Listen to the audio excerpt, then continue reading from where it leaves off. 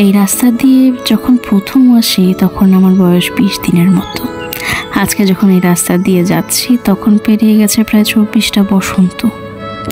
এই রাস্তা দিয়ে প্রথম যখন আসি তখন সম্ভবত এটা মাটির রাস্তা ছিল। আমি হাঁটতে শিখেছি ইটের রাস্তায়। 2-1টা ইট খসে গেছে কোথাও কোথাও। আমি হোঁচট খেয়েছি, পড়ে গেছি, আবার উঠে দাঁড়িয়েছি। এখন যখন এই পিচের রাস্তায় হাঁটছি ততদিনে শিখে গেছি জীবনে যতবার পড়ে যাব ততবার উঠে দাঁড়াতে হবে। এখানে যখন স্কুলে ক্লাস করতাম আমাকে অঙ্ক, ইংরেজি, বাংলা, সমাজ বিজ্ঞানী সব কিছুর সাথে শিখে নিতে হয়েছিল সার্ভাইভাল থিওরি। বাকি জীবনটা কিভাবে টিকে থাকতে হবে তার ছোট ছোট অ্যাসাইনমেন্ট আমি এখান থেকে শিখেছি। আমার পাশে যখন কেউ বসতো না তখন আমি আকাশ দেখতে শিখেছি। আমাকে যখন কেউ খেলায় নিত না তখন আমি মেঘের নৌকা বানানো শিখেছি। এখন আমি নিজের নিয়মে খেলি। এই খেলায় হারার কোনো নিয়ম নেই।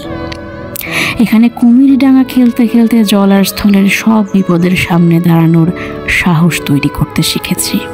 এখানে ফুল টোক্কা খেলতে খেলতে ইশারায় নতুন ভাষা তৈরি করতে শিখেছি, যা এখন এক সমুদ্র লোক যারা দুঃখ বোঝে না তাদের মাঝে কিছু না বলেও ভারী কোনো দুঃখকে শৈল্পিক ভাষা দিতে কাজে লাগে।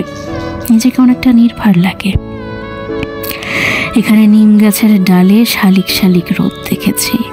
বারান্দায় একলা দুপুরে গাছ পাখিদের নিয়ে ছড়া লিখেছি। এখানে বকুল কুড়াতে কুড়াতে জীবনের সুন্দর সন্ধ্যাগুলো পার করে ফেলেছি।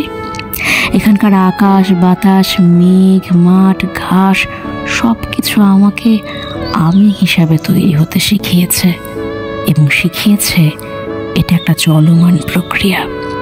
আজকে যখন এখান থেকে চলে যাচ্ছি সেই 20 দিনের আমি 24টা বসন্ত পার করে ফেলেছি। ততদিনে জীবনের সবচেয়ে বড় জিনিসটা শিখে গেছি, এই নশ্বর পৃথিবীতে কোনো কিছুর প্রতি বেশি মায়া থাকা উচিত নয়। সব কিছুরই মায়া কাটাতে জানতে হয়।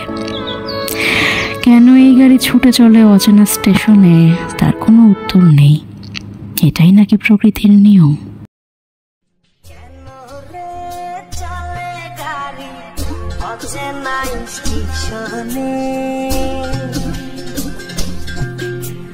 হাওয়ারে পারি চলে সবারই গোপনে, আমার আমিরে ছাড়িয়া যাও কার শোনে, আমার আমিরে ছাড়িয়া যাও কার শোনে।